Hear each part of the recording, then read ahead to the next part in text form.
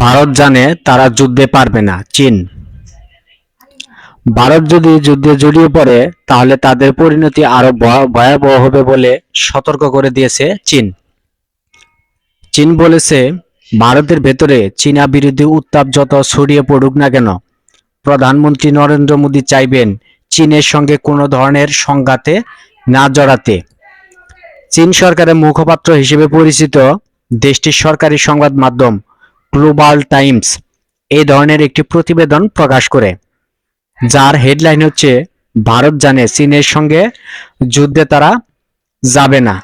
প্রতিবেদনে বলা হয়, গালওয়ান উপত্যকায় সংঘর্ষের পরে ভারতের অভ্যন্তরে চীন বিরোধী মনোভাব ও জাতীয়বাদ তীব্রভাবে বৃদ্ধি পাচ্ছে। অন্যদিকে চীনা বিশ্লেষক ও ভারতের কিছু মানুষ যৌক্তিকভাবে সতর্ক করেছে যে নয়াদিল্লিকে নিজের ঘরের জাতীয়বাদকে শীতল করতে হবে। 1962 সালে প্রথম ভারত-চীন যুদ্ধ হয়। সীমা নিয়ে বিরোধ থেকে এই ধরনের যুদ্ধের সূত্রপাত।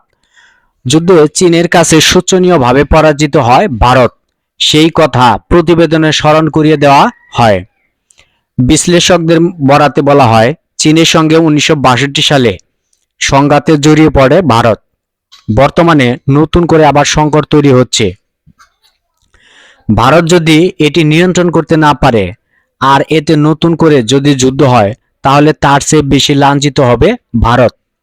এদিকে গত শুক্রবার ভারতের প্রধানমন্ত্রী নরেন্দ্র মোদী বলেছেন, দেশ রক্ষায় তার সরকার সেনাবাহিনী থেকে যে কোনো পদক্ষেপ নিতে পূর্ণ স্বাধীনতা দিয়েছে। শুধু তাই নয়, চীনের প্রতি যে মোদীর নমনীয় ভাব রয়েছে তা প্রতিবেদনে তুলে ধরার চেষ্টা করা হয়। রয়টার্সের বরাতে বলা হয়, গালওয়ান উপত্যকার কথা উল্লেখ করে মোদী বলেছিলেন, কেউ আমাদের সীমান্তে অনুপ্রবেশ করেনি, আমাদের সীমান্তে কেউই নেই। অথচ 15 জুন রাতে লাদাখের গালওয়ান উপত্যকায় চীনের সেনাবাহিনীর সঙ্গে সংঘর্ষে ভারতের 12 জন সৈন্য নিহত হয়। এছাড়া এতে আহত হয় আরও 70 জনের বেশি। তবে চীন ও সংঘর্ষে এখন পর্যন্ত নিজেদের কোনো সৈন্য হতাহত হয়েছে কিনা তা পরিষ্কার করেনি। চীনা পর্যবেক্ষকরা বলছেন, মোদী আসলে চাইছেন জাতীয়বাদ ও কট্টরপন্থীদের বোঝাতে, কারণ তিনি বুঝতে পেরেছেন যে তার দেশ চীনের সঙ্গে আর বিরোধ করে উঠতে পারবে না, তাই তিনিও নিজে উত্তেজনা প্রশমিত করার চেষ্টা করছেন।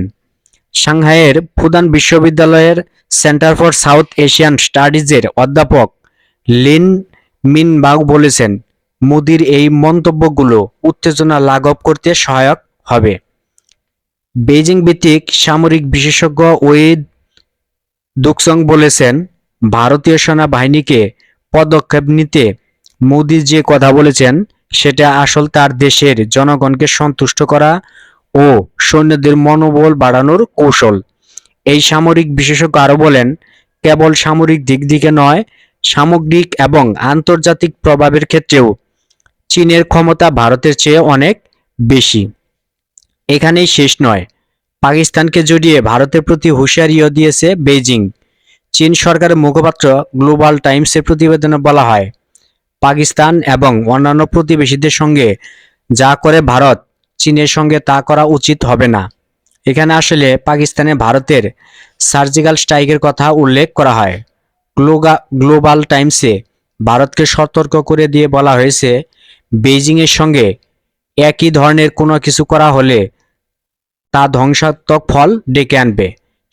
সাংহাইয়ের অধ্যাপক লিন মিনবাও বলেন, চীন কতটা শক্তিশালী তা ভারত সরকার ও তাদের সামরিক নেতারা বুঝেন। সুতরাং তারা কিছু কঠোর কথা বলতে পারেন, তবে আমাদের বিরুদ্ধে পদক্ষেপ নেওয়ার কোনো সাহস তাদের নেই। চীন চুরি করে ভারতের হিমালয় সংলগ্ন সীমান্তে ঢুকে পড়ার 3 বছর পরও দুই দেশের মধ্যকার অচলাবস্থা অবসানের কোনো লক্ষণ চোখে পড়ছে না।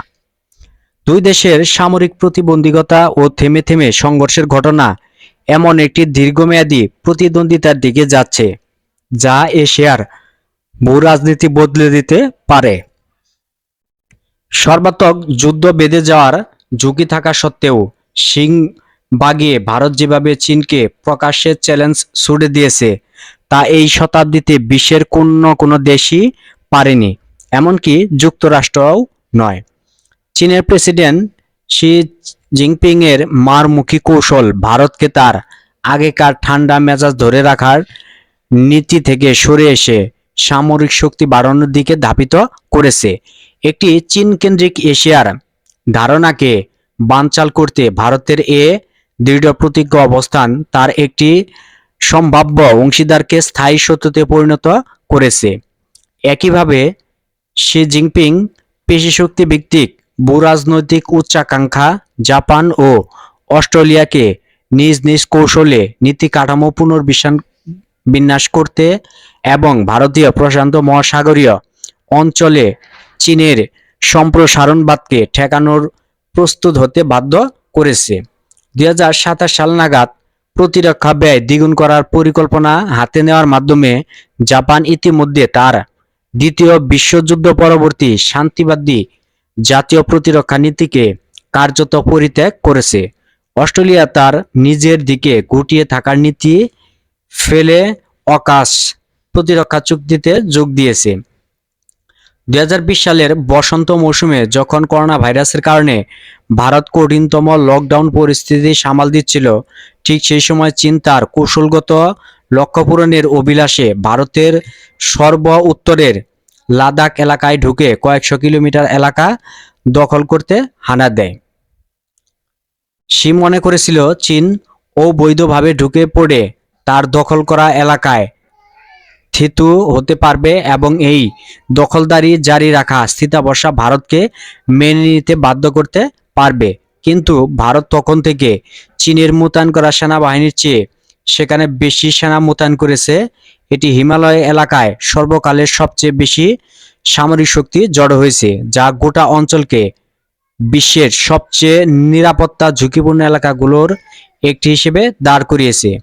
বর্তমানে হিমালয়ের অচলাবস্থা আরও একবার শি জিনপিংকে মনে করিয়ে দিচ্ছে তিনি ভারতের সঙ্গে এমন একটি সীমান্ত যুদ্ধে জড়াচ্ছেন যে যুদ্ধে তিনি জিততেও পারবেন না।